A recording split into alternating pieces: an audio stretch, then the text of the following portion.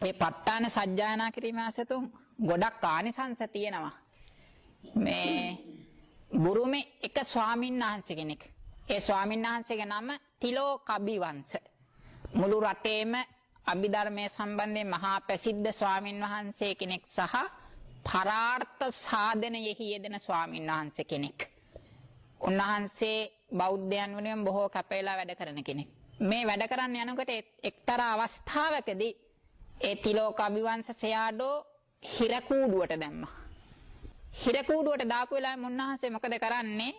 ප ဋ ාණ සජ්ජායනා කරනවා. උන්වහන්සේ කලින් ඉඳන් කරගෙන එන එකක් වෙන්නේ නැති බුරුමේ ගිහි අය පවා බොහෝ අය ඉන්නම ප ဋ ාණ සජ්ජායනා කරනවා දිනපතා.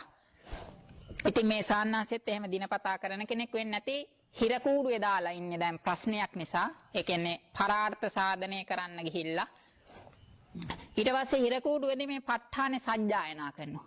සජ්ජායනා කරනකොට මොකද වෙන්නේ? හිරකූඩුවේ දොරවල් ඇරිලා යනවා.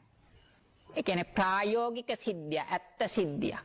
මොන්නාන්සේ ප ဋ ාණ සජ්ජායනා කරනකොට හිරකූඩුවේ දොරවල් ඇරෙනවා.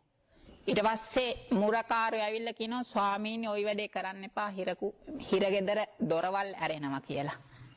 ඒ තරම් බල සම්පන්නයි මේ ප ဋ ාණය.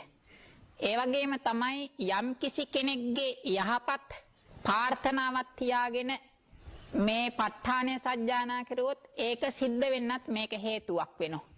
ඒකට එක කතාවක් තමයි ඒ කාලේ බැම්මෝ සයාඩෝ කියලා ලොකු සයාඩෝ කෙනෙක් ඉඳලා තියෙනවා.